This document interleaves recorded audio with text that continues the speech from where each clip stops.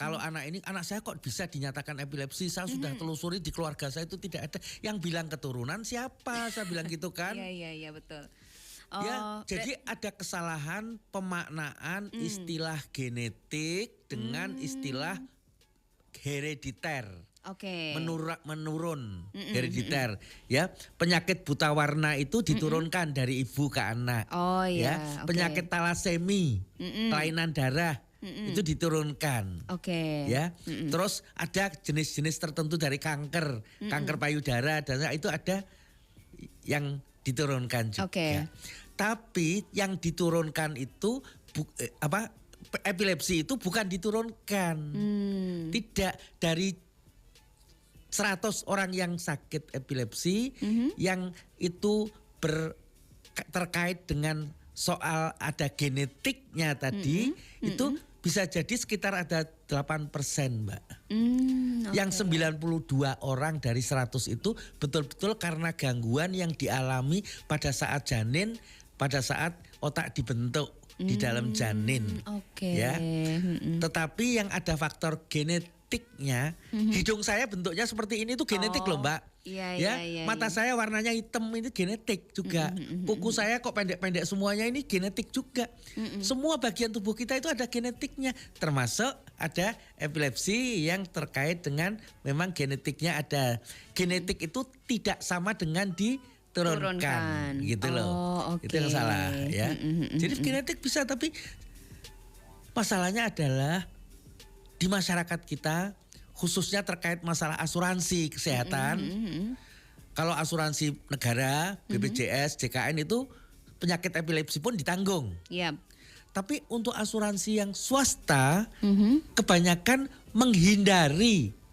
Dia menolak klaim kalau itu penyakitnya epilepsi dengan alasan itu penyakit keturunan. Padahal itu salah gitu loh. Jadi genetik itu tidak sama dengan diturunkan. Tidak semua yang genetik itu diturunkan. Gitu ya. Jadi nggak mesti kalau mau ditelusuri kayak apa, belum tentu juga.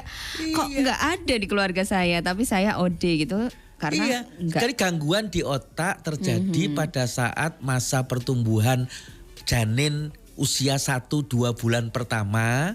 Itu ibu-ibu kita banyak yang ternyata nggak tahu kalau dia hamil. Ya kan bulan pertama kan belum berhenti mensnya kan masih belum tahu kalau hamil. Sehingga bisa jadi sempat ibunya demam tinggi, dia konsumsi obat-obat yang mestinya nggak boleh pada kehamilan. Atau pasokan gizinya, asupan gizinya kurang. Ya, sehingga perkembangan otak si janin terganggu karena dia nggak siap. Kehamilan itu seolah-olah kayak kebetulan, bukan direncanakan. Tapi kalau kehamilan itu direncanakan, jadi walaupun belum hamil tapi kan sudah merencanakan hamil, itu pasti sudah mikir ke sana, nyiapin. Terus lagi perkembangan janin di dalam rahim, itu juga nanti bisa jadi mengalami gangguan kalau misalkan ini janin kembar 2. Kadang salah satu dapat asupan gizi banyak, satunya enggak, kurang. Bisa.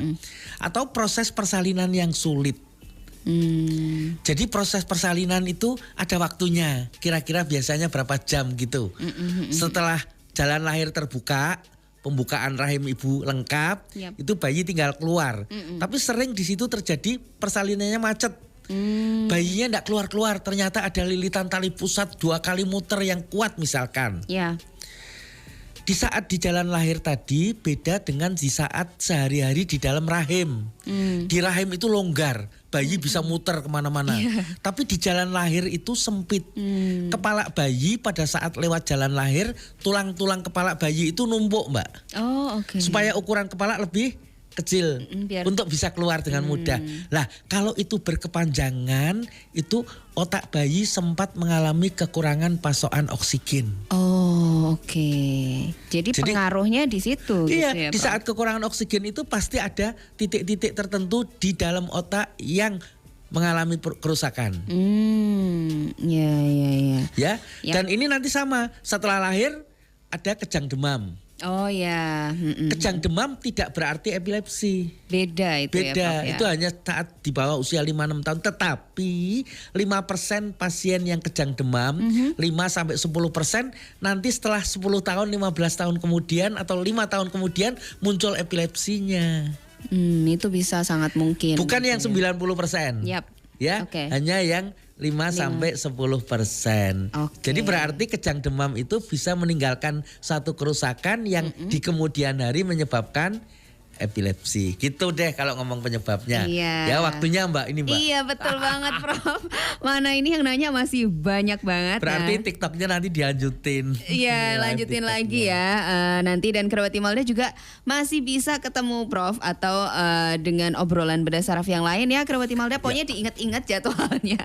Setiap Jumat kedua tiap bulan kita selalu ngobrolin soal bedah saraf dan beda-beda, bisa epilepsi sama Prof Zainal, bisa tumor, betul gitu, bisa tentang tulang belakang, ya nyeri macem-macem. Tulang belakang, nyeri stroke gitu atau aneurisma. Saya selalu ingat Dokter Krisna.